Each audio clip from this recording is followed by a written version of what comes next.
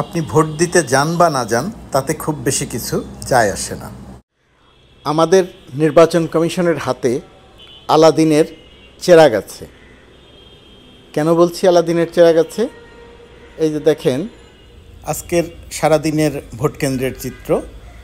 Voter শূন্য কেন্দ্রে সাপ লুডো খেলছেন আনসার সদস্যরা। এটা একটি কেন্দ্রের চিত্র। তো নির্বাচন কমিশন বলতেই পারে যে এটা মাত্র একটি কেন্দ্রের চিত্র, অন্য এই কেন্দ্রটি ছাড়া অন্য সব জায়গাতে ভালো ভোট পড়েছে। হ্যাঁ, অন্য জায়গাতে অনেক ভালো ভোট পড়েছে। যখন ব্যালট বাক্স ওপেনই করা হয়নি তখনই সিল মারার ঘটনাও দেখা গেছে, গণমাধ্যমে সেই সংবাদও প্রকাশিত হয়েছে। কিন্তু যা কিছুই হোক না কেন, ভোট কিন্তু 30% বেশি পড়ে থাকতে পারে, এ কথা বলেছেন বাংলাদেশের প্রধান নির্বাচন কমিশনার। এই কারণেই বলছি নির্বাচন কমিশনের হাতে আলাদিনের চেরাগ। আলাদিনের চেরাগ ছাড়া ভোট গ্রহণ শেষে ভোটের শতাংশ বেড়ে যাওয়াটা কোনোভাবেই সম্ভব নয়।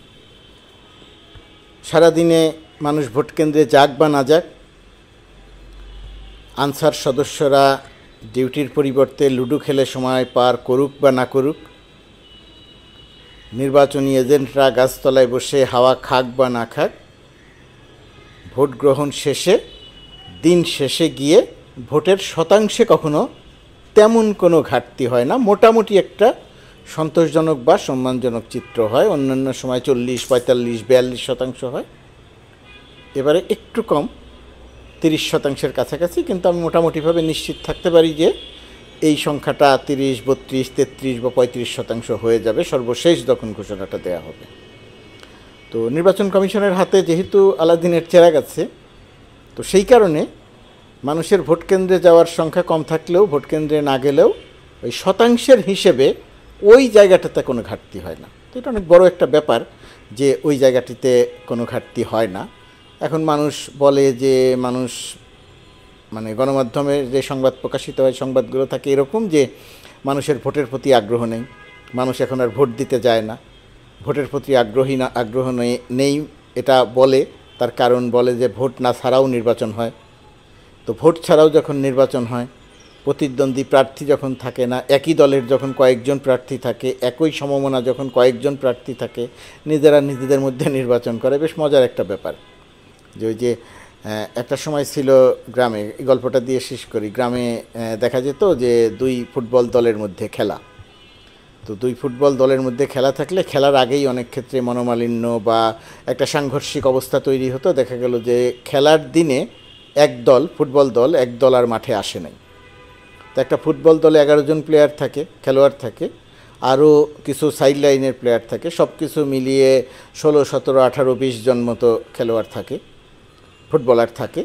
তো তখন যেটা করা হতো, আমরা যেটা করতাম গ্রামে, সেটা হচ্ছে একই দলের 2 ভাগ হয়ে, যেহেতু দর্শক থাকতো, একই দলের 2 ভাগ হয়ে একটা ফুটবল খেলার আয়োজন করা হতো। তো সেরকম একটা ফুটবল খেলা, যারা দর্শক হিসাবে আসতেন তারা বিরক্ত হতেন, ক্ষুব্ধ হতেন, কিন্তু তারপরেও যেহেতু তারা কষ্ট করে পায়ে হেঁটে ফুটবল খেলা দেখতে এসেছেন, সেই কারণে 2 দল কিছু খেলতো, কিছু বিনোদনমূলক আচরণ করতো। এই আচরণ করার পরে ক্ষুব্ধ হলেও দর্শক কিছু একটা খেলা দেখার সুযোগ পেত।